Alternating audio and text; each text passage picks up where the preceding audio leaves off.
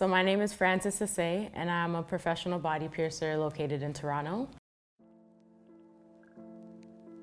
My start in piercing is not conventional by any means.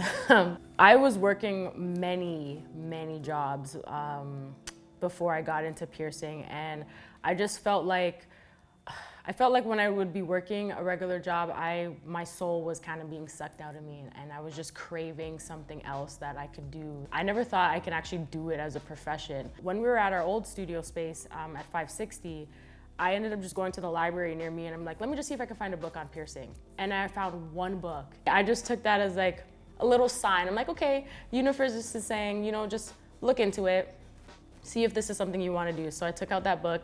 The book happened to be The Piercing Bible by Elaine Angel. I read that book cover to cover, made a bunch of notes on it, and I realized, okay, you know what? I really do like this. So I said, okay, I'm gonna give myself 30 days to really just live in the world of piercing and find out everything I could about it. And after those 30 days, I was like, yes, this is something that I 100% wanna see if I can do. It felt like whiplash with how quick everything started once I made that decision that I'm gonna become a piercer. I would research every kind of piercing video you can find. I got my bloodborne pathogen certificate online as well. And then I also did a free anatomy and physiology course. So once I got all of that done, I was like, okay, what's next? I need to go into shops and I need to talk to people, because I figured calling was not gonna do it. They need to see me, I need to be in their energy field, they need to know who I am and see why they should even give me an opportunity to learn how to pierce.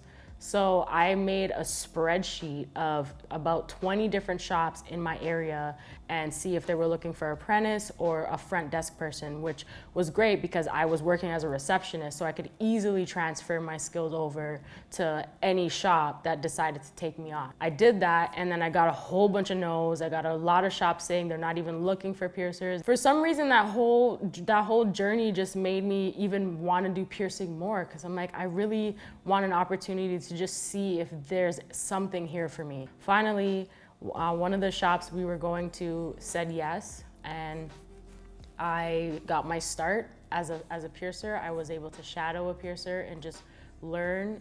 At one point in my apprentice journey, I was the only piercer in the shop, and that was a very eye-opening experience to be like, wow, I'm really doing this. Like, I thought about this like a year ago, and now I'm actually doing it. I learned a lot, and I realized like this is definitely something for me. When I was completing my apprenticeship, I stumbled on an opportunity. So it was a Piercers of Color scholarship, and with that I had to express my story in piercing for the opportunity to be flown out to go to Vegas for the Association of Professional Piercers conference. At that time, I was extremely overwhelmed with the opportunity that this could happen, but I'm like, you know what, I'm just gonna try. I'm just gonna throw my name in the hat and see what happens. And I won, and that experience was very eye-opening for me, and I had the opportunity to meet a plethora of piercers from all around the world, and I got to take classes as well at the conference. So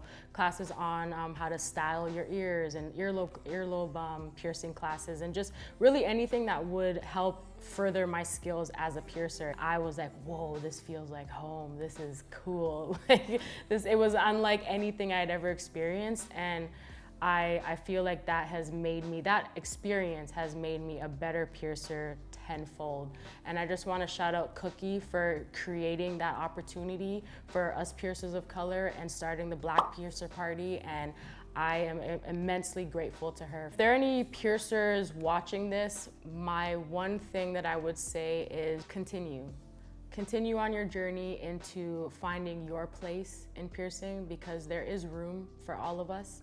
And despite what people may think about piercers or the craft of piercing, it deserves all the recognition and praise that it should get. Even if you're having a bad day, even if you're having a difficult client, if you fuck up a piercing, just keep going. It's inevitable, it's gonna happen. If it feeds you, if it speaks to your soul, just continue, because you never know where it can take you.